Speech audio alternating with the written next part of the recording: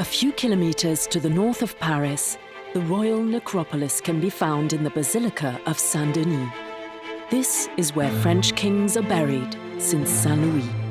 Louis XIV rested here in the family tomb with his relatives for over 3/4 of a century, when French revolutionaries voted the desecration of royal tombs to celebrate the fall of the monarchy. Voilà, c'est donc à cet endroit. This is where the exhumations of the Bourbons took place, from the 12th of October to the 28th of October, 1793. The crypt was a walled area in which coffins were lined up, laid on iron trestles. The revolutionaries pierced a hole in the wall at the back to reach the sarcophagus. They opened Louis XIV's large wooden coffin, and oh shock, he was perfectly well preserved, black like ink. The sovereign's blackened corpse chilled the desecrators to the bone. Could this be the devil's warning? Terrified, they quickly threw the body in the mass grave on top of his peers. This revolutionary deed signed the symbolic end of France's most powerful royal dynasty. This was the last time Louis XIV's body was seen.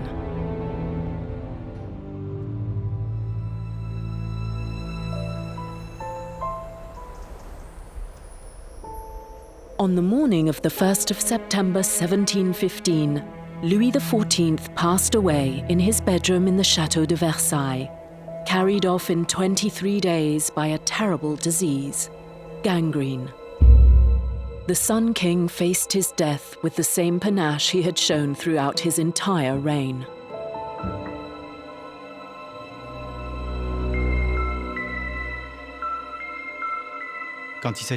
Louis XIV, as the sovereign, had to perform a show of a good death, a great death that would serve as an example for all his subjects.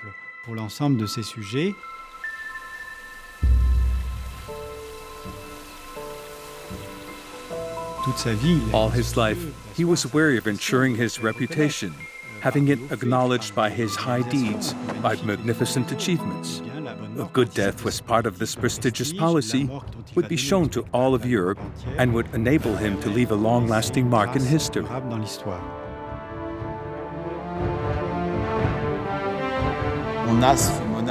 Here was this monarch who was a type of ruling machine, who never let anything show, and even his death was part of his job, meaning that a king was born, lived, and died in public.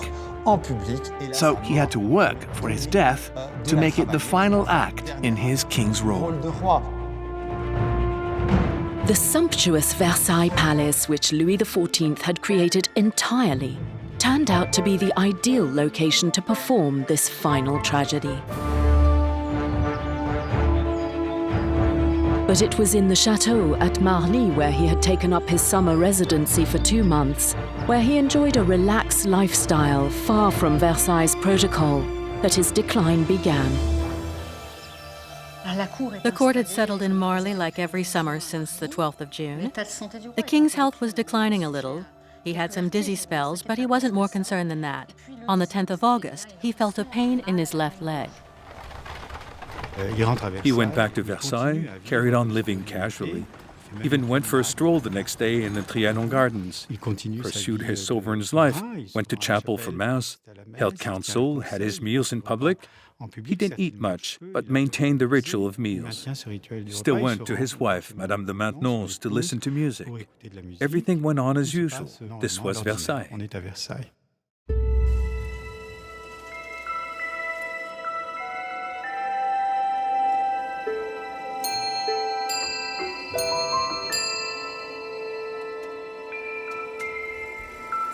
The 10th of August is the symbolic date of the king's last illness, and also the beginning of the end, in a way.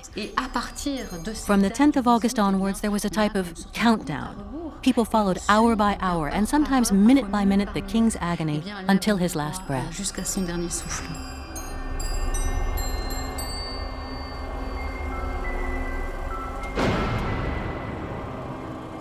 Louis XIV's intimate circle bared witness in the writing of all the stages of his demise. Their tales travelled through centuries. Noteworthy are the Marquis de Danjou's memoirs, a loyal and close friend of the royal couple, or the letters of the Princess Palatine, Louis XIV's sister-in-law, whose humour and frankness the king appreciated.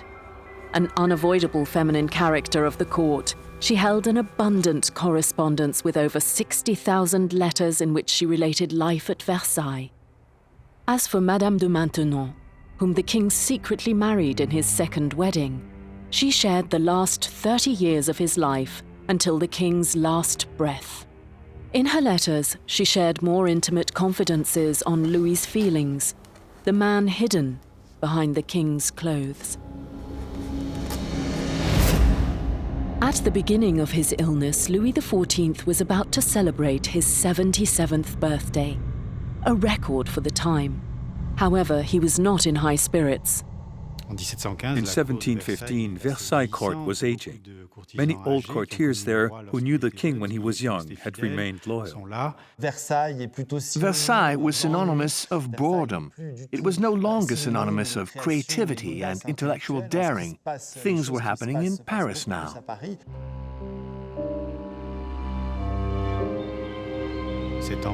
This more austere atmosphere of the end of the reign was mostly due to the king's aging.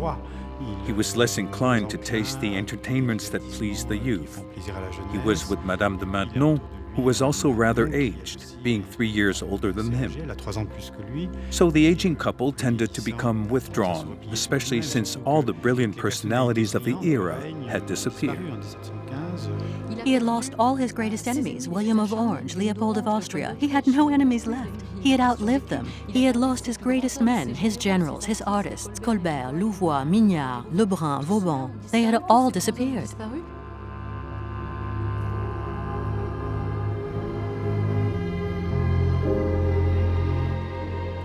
This was 1715. The 18th century had already begun. Everything was changing around the king. The Enlightenment was here. Louis XIV could not be a part of the new century. He stood like one last rampart. Louis XIV ruled over France for 72 years, an endless reign, the longest in history, over all periods and countries. Even his people grew tired of this king who seemed immortal, who outlived his own descendants, literally decimated between 1711 and 1712. First, it was Louis XIV's son, the heir apparent who died in 1711. Then his grandson, the Duke of Burgundy. Then the latter's wife, the Duchess of Burgundy, and their child, Louis XIV's great-grandson, the eldest of the great-grandchildren, also died in 1712. So who was left? The little Duke of Anjou, who was 2 years old, future Louis XV, the last grandson. And so it was on this young child of delicate health that the future of all the French monarchy depended. Louis XIV was very distressed by this series of deaths, but he carried on ruling the kingdom bravely. Yet, Madame de Maintenon wrote he sometimes came to her apartments alone. She said, "We shut the door. There was just the two of us, and he was overcome by uncontrollable tears." This king was resigned, a king wounded by life and the tragedies that struck his family. Here was a king who was waiting to die. Increasingly isolated, Louis XIV was a king hated by his people, tired of the endless military campaigns led since the beginning of his rule. Particularly the last one, the War of the Spanish Succession, whose 15 years of fighting had ruined the country. France was going through a very difficult period. The royal treasure was depleted. This era was called the Little Ice Age. It was minus 20 degrees Celsius in Paris. Winters were particularly harsh, and when we say harsh, memorialists say the wine froze in the carafes inside. They could not write because the inkwells froze. Conditions were disastrous for the people. There was a famine with its lot of epidemics and riots. This was one more ordeal on top of the Spanish War. 1 million deaths. Over 5% of the population died. France was exhausted. It was within this financial crisis and impopularity context that Louis XIV entered his twilight. During the weekend after he returned from Marly, he felt more pain in his left leg. On the morning of Monday, the 12th of August, his doctor examined him. His chief doctor, Fagon, diagnosed him on Monday. It was a sciatica. Obviously, he was wrong, but he was adamant for over 12 days, which made him lose precious time. Fagon was undoubtedly Louis XIV's great doctor. They were born the same year, in 1638, so the fact that the doctor and patient had the same age must have created a type of bond, complicity maybe, complementarity even. The king confided in him. He had the king's trust, and Fagon was extremely well respected at the court. Around the chief doctor, there were several dozen doctors, surgeons, and people who were connected to the maintenance, surveillance, and curing of the royal body.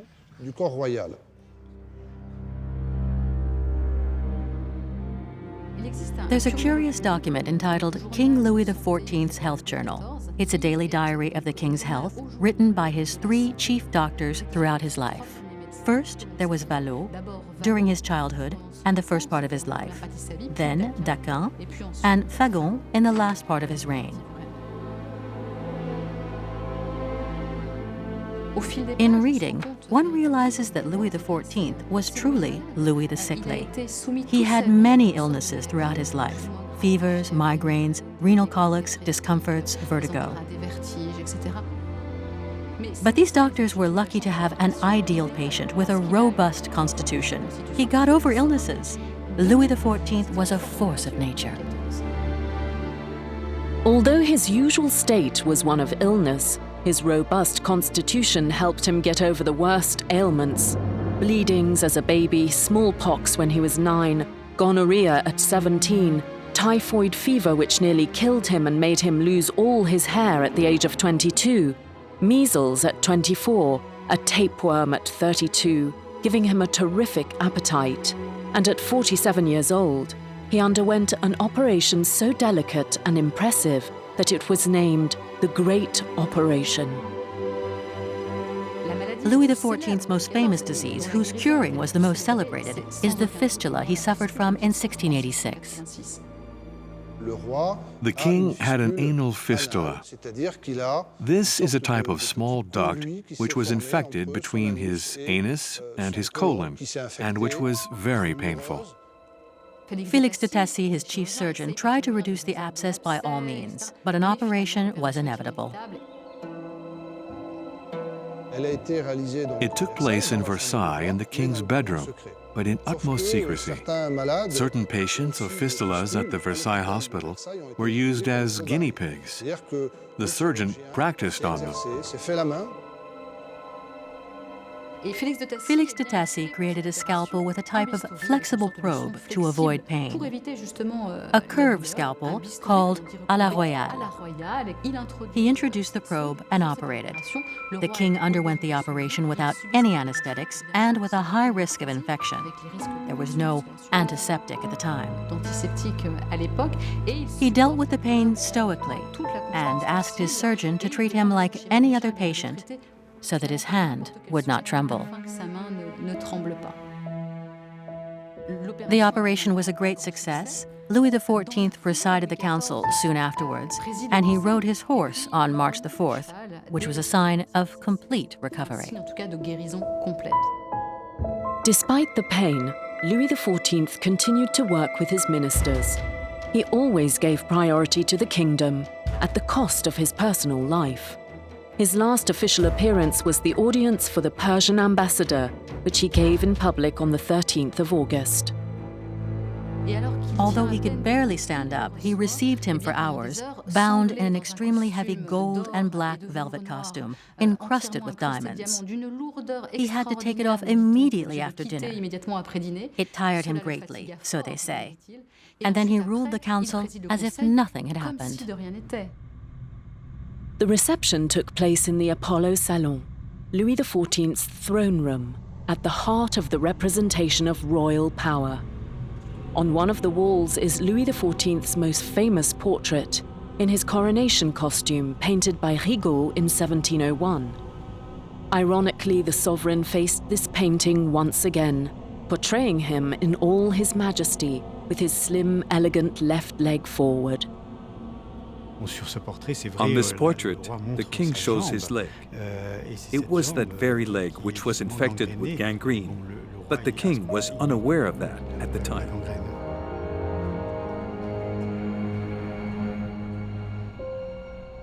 The illness evolved, and what everyone was most concerned about, especially his doctor, was that he didn't sleep anymore, and this meant that the pain never left him.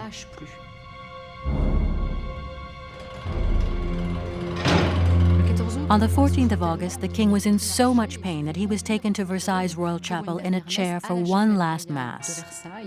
Louis XIV used to go there every day at 10. This royal chapel that he saw for the last time on this day is his architectural testament. For him, it was the most important piece at the end of his reign. £2 million to build it. Can you imagine? It's quite considerable. It's 3 times the budget of the Hall of Mirrors, for instance.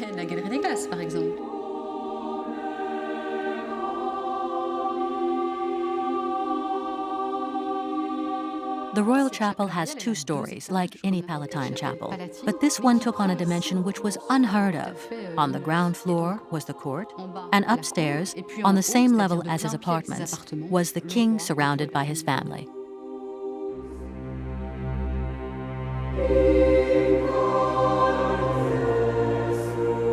In the next few days, the doctors found the king's leg had swollen and his fever increased. Despaired by this illness they could not control, they tried out various useless treatments, rubbing the leg with hot towels or plunging it in baths filled with aromatic herbs with Burgundy wine. A clear-sighted letter by Madame Palatine, the king's sister-in-law, expressed the concern which was suddenly spreading throughout the court. The king's illness frightens me so that my heart trembles. People started to have doubts about the king's health degradation, insofar as he could no longer walk or even stand up. People were used to moving Louis XIV about on a wheelchair when he had gout, but this time Louis XIV was much worse than when he had bouts of gout, and the symptoms were not similar to gouts.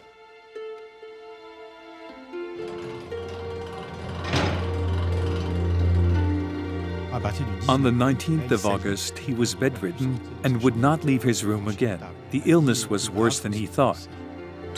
Everything concentrated in this royal bedroom, which became the center of the world where the final act would unfold. Like an Act 5, Scene 5 of the great tragedies by Racine, where his death would unfold. It was both dramatic and spectacular, but also contained, serene, and full of devotion. Everything was going to happen in this room at the heart of the Versailles Palace. He chose its position in 1701 on the great east-west perspective.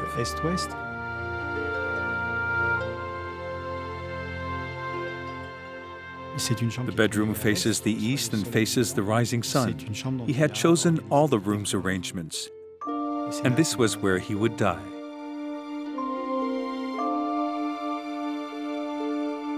Louis XIV brought the court system to its perfection.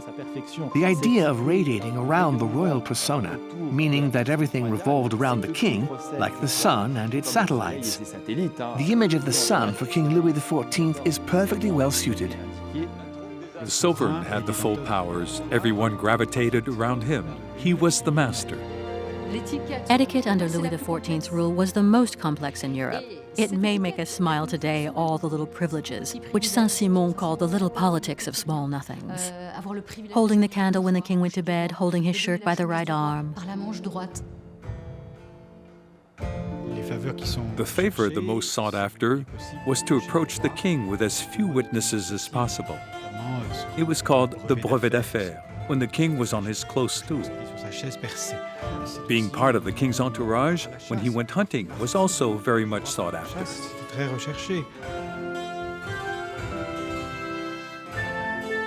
Each small privilege set ranks, which marked the importance of courtiers amongst themselves. Louis XIV designed a fearsome system allowing him to hold court. And these courtiers, this nobility, instead of getting along together to protest against the king's power, they all had their eyes on the king and argued over privileges. A fine example of the maxim, divide and rule.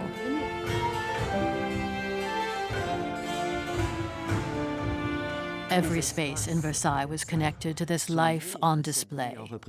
Everything was made for the king to be seen. Courtiers who had a function at the king's house lived at Versailles. There were around 3,000 of them. But during the parties thrown by the king, all the nobility came from Paris and other regions. The crowd reached up to 10,000 people. All the king's everyday life occurred in public, beginning with the lever ceremony, which took place in the king's bedroom.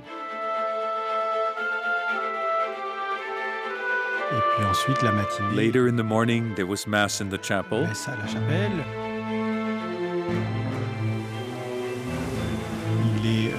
He could then be seen walking in his gardens, which were open to the public. Then there were the king's meals. Dinner at lunchtime and supper in the evening were also public. The day ended with the king's retiring ceremony. His whole life was in public.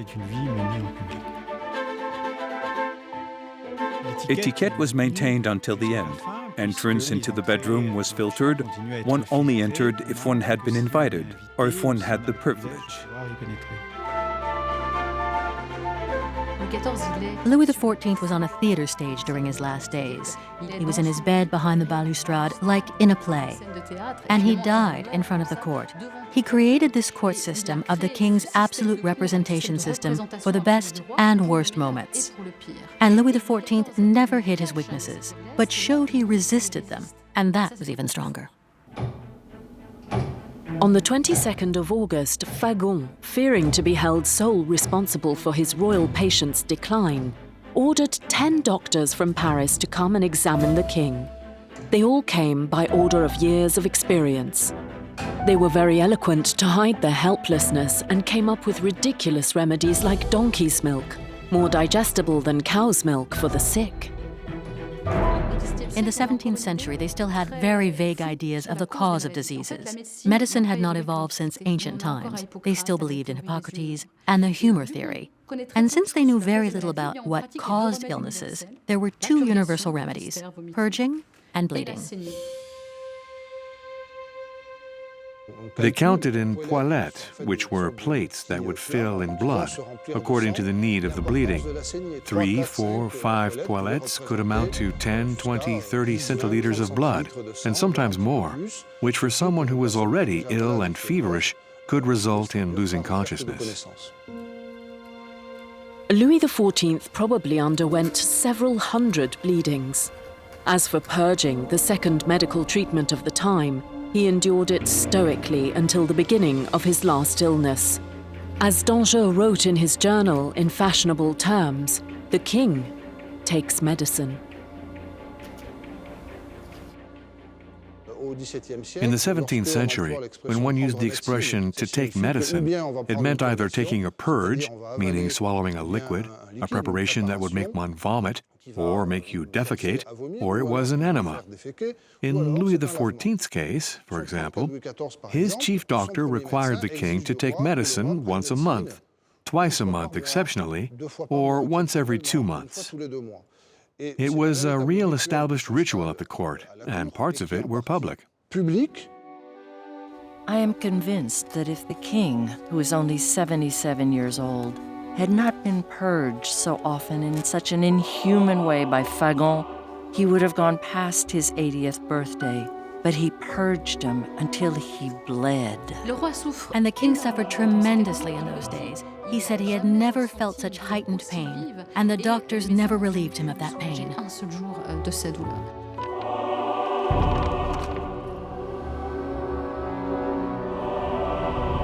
On the 24th of August, the king's leg was bandaged, and his leg was found to be marbled in black. The diagnosis was obvious. It was gangrene. The doctor's incompetence became evident. They were not able to identify the illness and would not be able to cure it. When Louis XIV understood it was gangrene, he knew he was doomed.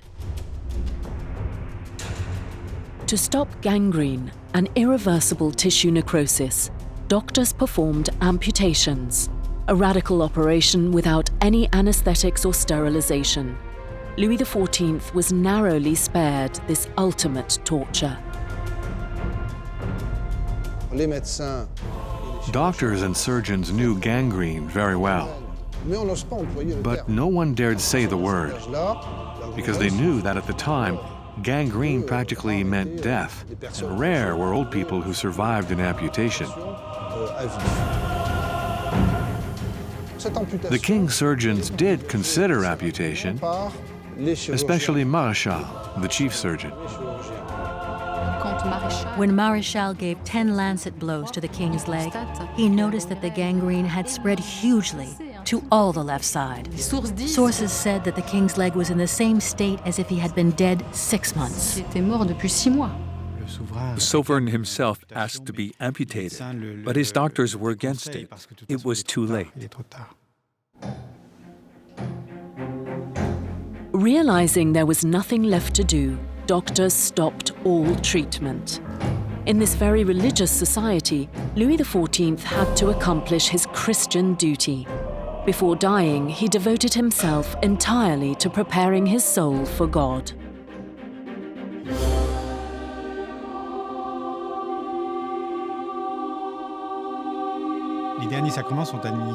The last rites were given to the king on the 25th of August. On the previous day, he had learned his illness was fatal and asked Father Letellier for immediate confession. Then he received the last rites, which were the viaticum, communion, and extreme unction. The king's faith was solidly anchored.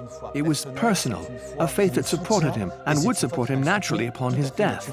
He was even heard saying, "If this is dying, I am not afraid, and I would like to suffer more to expiate my sins." So it was an edifying death, both the death of a king and the death of a Christian. Louis XIV was recognized as a very Christian king. During the coronation ceremony, he drew his powers straight from God. This was the divine right of kings. During the coronation, the body was divided in two. He had a sacred body. Throughout his life, it was his duty to be a very Christian and religious king. He answered only to God.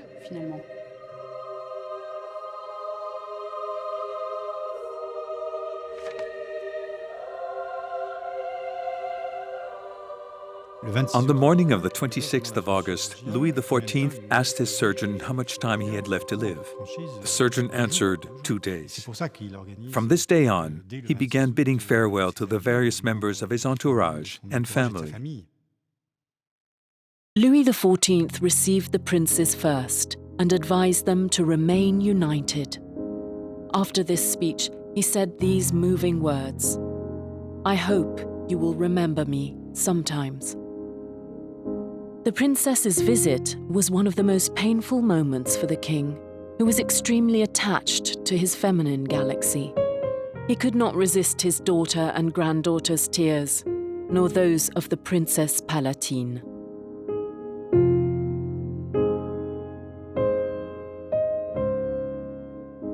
Madame Palatine was the king's sister-in-law and thus was allowed into the king's bedroom for his farewell. She related the moment in the letter she wrote that very evening. She was astounded she did not lose consciousness, for she was so moved and upset by what she saw. He wished me happiness and blessings, and to be happy all my life. I fell to my knees, took his hand and kissed it. He embraced me.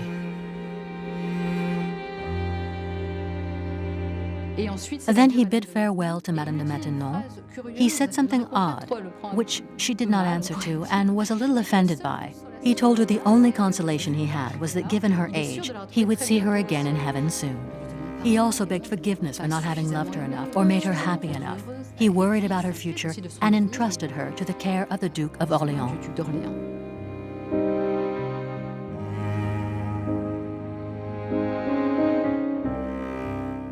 Then he addressed his successor, his great-grandson, who was 5 years old and who was brought to the bedroom by his governess, Madame de Ventadour.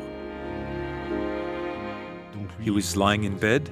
The child approached him and he gave him an extremely moving speech whose words were recorded by a witness, the Marquis de Dangeau. This is the famous speech that begins with, "Mignon, you are going to be a great king." Mignon, you will be king of a great kingdom. I urge you never to forget your obligations to God. Try to remain at peace with your neighbors. I have loved war too much. Do not copy me in that or in my overspending. Lighten your people's burden as soon as possible, and do what I have had the misfortune not to do myself. He finished his speech giving him his blessing and burst into tears, moved by what he was doing. Here was Louis XIV at the head of such a numerous family that succession problems were inconceivable. But in 1715, Louis XIV's only successor was Louis XV, a 5-year-old boy, the king's great-grandson. This meant that the 2 generations between Louis XIV and Louis XV had been decimated, which was unthinkable 15 years beforehand. Alarmed by his dynasty's frailty, the king had written his will 1 year before his death. He had planned a regency until Louis XV's coming of age. He had to be 13 to rule according to monarchy's usages. He named his little appreciated nephew the Duke of Orléans not the regent, but the head of the Regency Council. Louis XIV had prepared a spectacular turn of events by removing the Duke of Orléans from the regency. He did not completely ban him because the Duke of Orléans had to exert the regency. It was in the crown's order of succession. It was more subtle than that. He deprived him of any power by making him the president of the Regency Council. And this council was composed of 13 people, including the Duke of Orléans. The other 12 were the Duke of Orléans' 12 enemies, like the legitimized sons, the Duke of Maine and the Duke of Toulouse. Louis XIV had done something unthinkable by raising the Duke of Maine and the Duke of Toulouse, his illegitimate sons born from his affair with Madame de Montespan, to the rank of princes of the blood. His bastards could claim to succeed him in the same way as his legitimate heirs could. This decision, which violated the kingdom's fundamental laws, caused a scandal among nobility. In his will, Louis XIV favored the Duke of Maine, his favorite. The Duke of Maine received the heir's apparent superintendency in his education, and above all he got the mastery of the military household of the king. So he disposed of the heir apparent's force and education. Orléans was left on the sidelines. Louis XIV was no dupe when he wrote his will. He was lucid and knew that as soon as he would die, the will would be broken. And he said so in his memoirs. We can do anything we want when we are alive, but when we aren't, we can do less than an individual.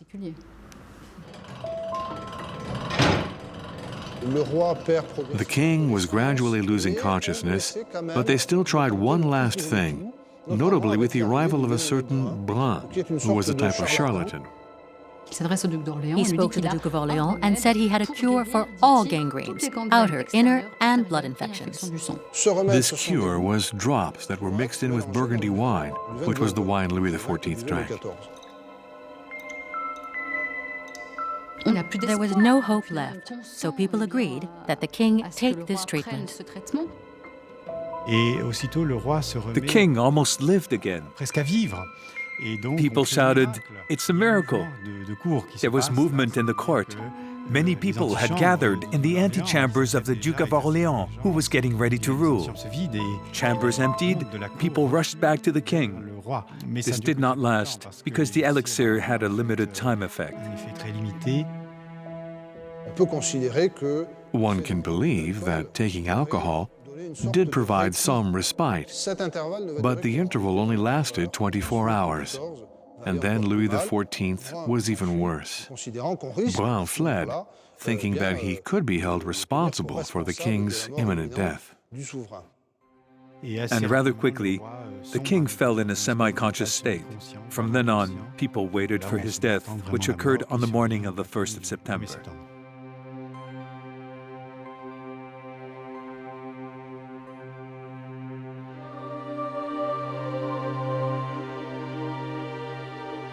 Sunday, September 1st, 1715. The king died this morning at 8:15 and a half. He yielded up his soul without any effort, like a candle going out.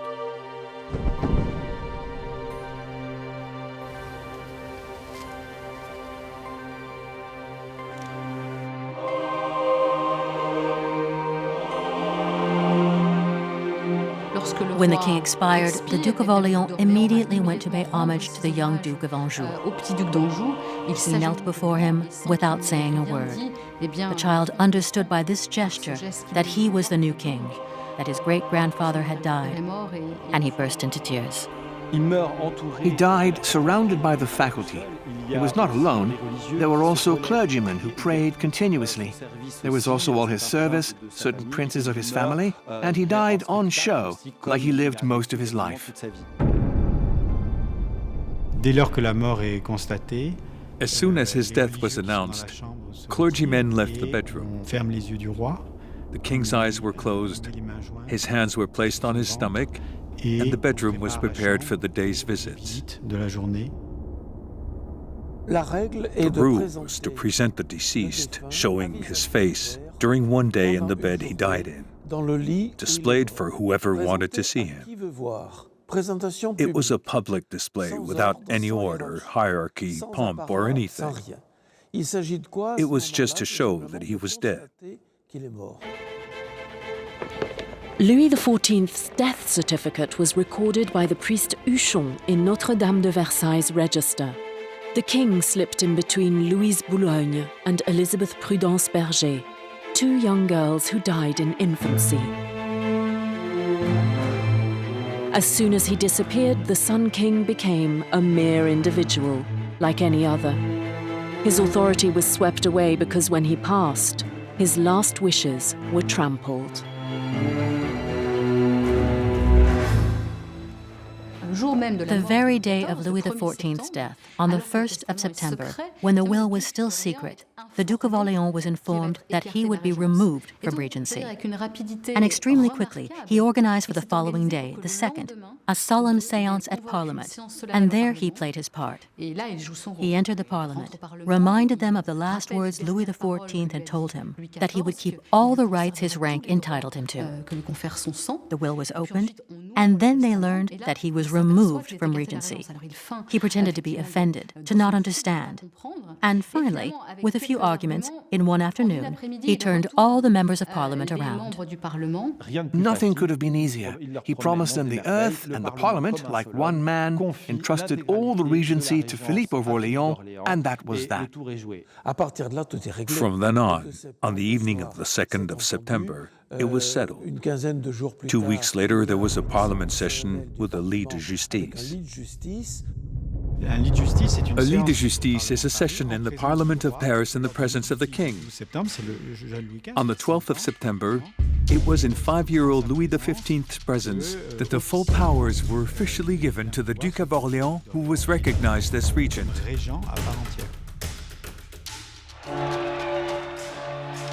In parallel of this political upheaval, to annul the will, the royal funeral ritual began in Versailles.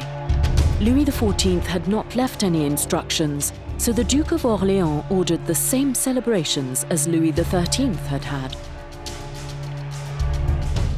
On the 2nd of September, it was the autopsy day. The king's body was moved from his bedroom to the bull's-eye salon, where a large table had been placed with a tablecloth on it. The king's body was placed on the table, where he would be autopsied. There were about 30 people around this long table, on which the king's corpse was laid. It must have been in a state of advanced decomposition and unbearable stench. During Louis XIV's autopsy, they noticed that the gangrene had continued to spread, so they were sure it was gangrene, which would be qualified as senile nowadays. It spread from the left foot and went up the entire body to reach the head. It was during this autopsy that the king's corpse was separated in a symbolic way into 3 separate parts: the body, the entrails, and the heart. This ternary fission was an old tradition of French monarchy, which meant that sovereigns would honor 3 different places through their remains. The king has 3 tombs, one for his body in Saint-Denis, the royal necropolis, the heart tomb in Saint-Louis des Jésuites Church, Rue Saint-Antoine, and the entrails tomb at Notre Dame in Paris. Once the autopsy was finished, the king's body was embalmed and the entrails were replaced with all sorts of traditionally preserving plants, and also with tow, which was a kind of fabric that gave a shape to the king's body. Louis XIV's body was too damaged to be displayed, even embalmed. So the body was embalmed because it was tradition, but it was immediately placed in his coffin. And he was put in a double coffin of oak and lead, and then the king's body disappeared for good. It was the first time things happened like this, because in former times, and until Henry IV, there was a wax effigy reproducing the sovereign's traits in a very realistic way. And this effigy was entitled to all the honors the king had when he was alive. He was even served meals. Louis XIII stopped this custom, judging it was too pagan. He decided there would no longer be effigies.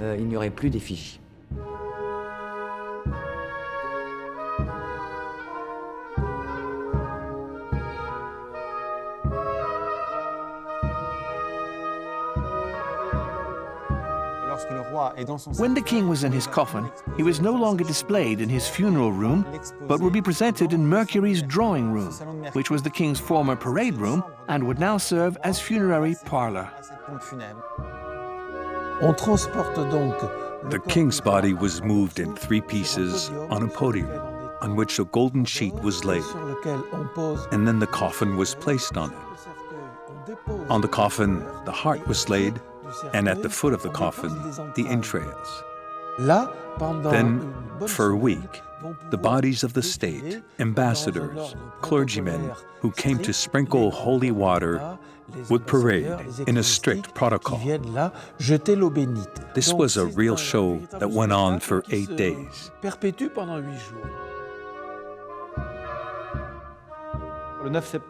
On 9 September, at the end of the day, at 7 in the evening, the coffin was brought down into the royal courtyard at the Chateau of Versailles, where a great funeral carriage awaited. One must imagine hundreds of people escorting him, with guards, of course, a crowd of poor people dressed in grey and holding a candle, and all his officers, chaplains, a series of carriages with princes who accompanied the king.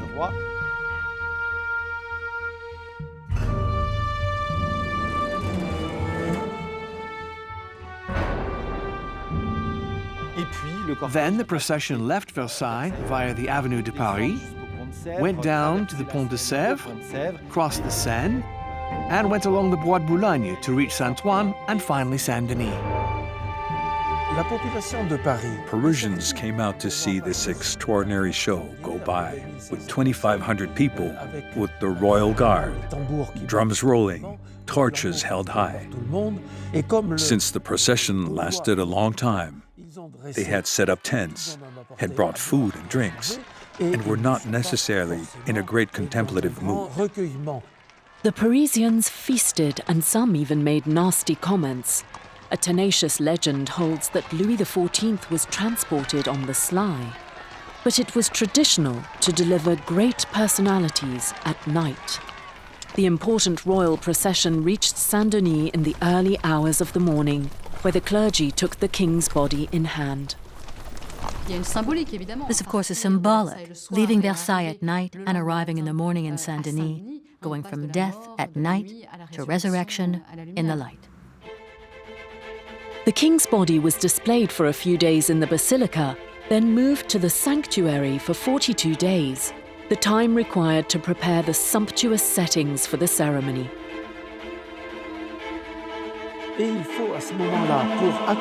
To hold all the public that would come for the ceremony in Saint-Denis, They had to transform it into a theater or even an opera hall. They built loggias. The entire church was draped in black. Windows were blacked out.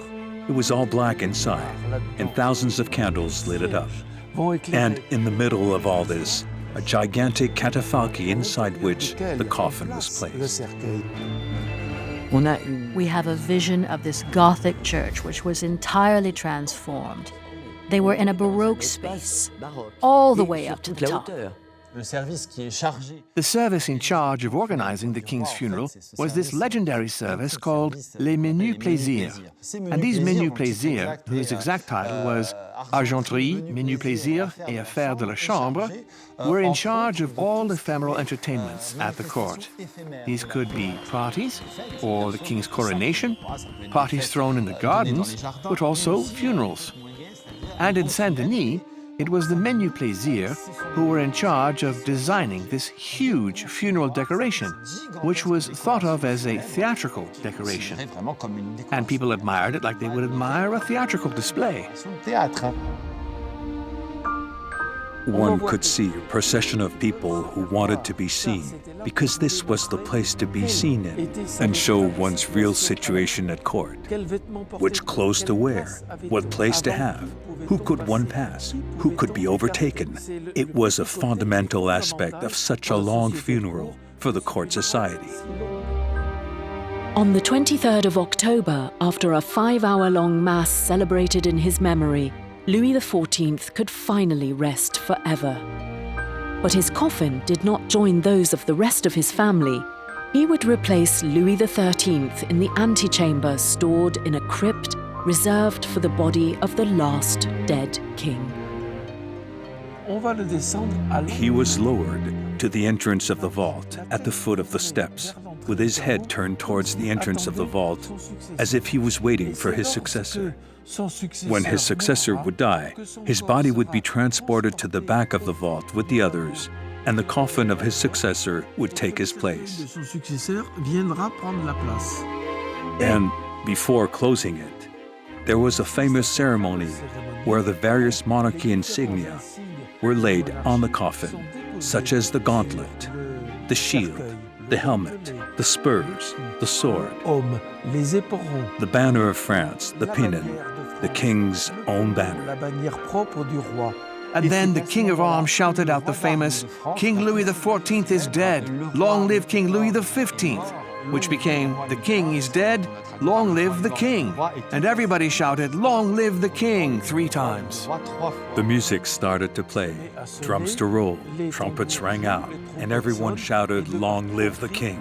So it was a funeral ceremony, the king is dead, but it was also a ceremony of accession, long live the king.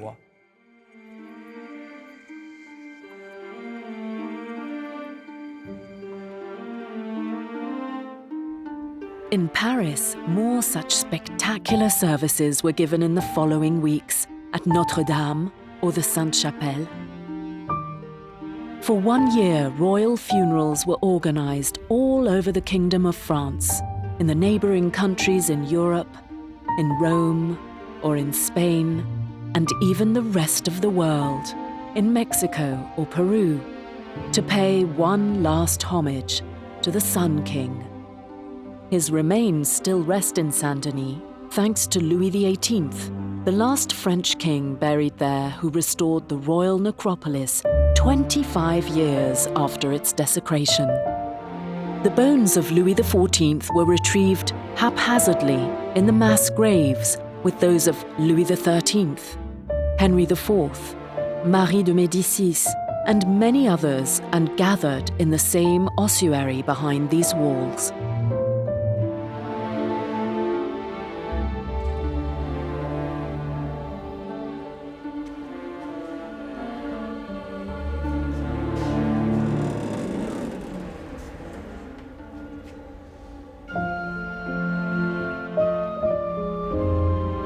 And in the Prince's Chapel, which comprises the coffins of Adélaïde and Victoire de France, Louis XV's daughters, the princes of Condé, the Duke of Berry, and his granddaughter Isabelle d'Artois, who died at 1 day old, Louis XIV's heart joined as he desired his father Louis XIII's in the middle of the heart cabinet.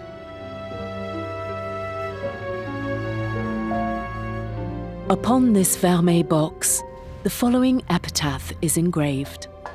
Here is the heart of Louis XIV. By the grace of God, King of France and Navarre, very Christian, deceased in his palace in Versailles on the 1st day of September, 1715. Requiescat in pace.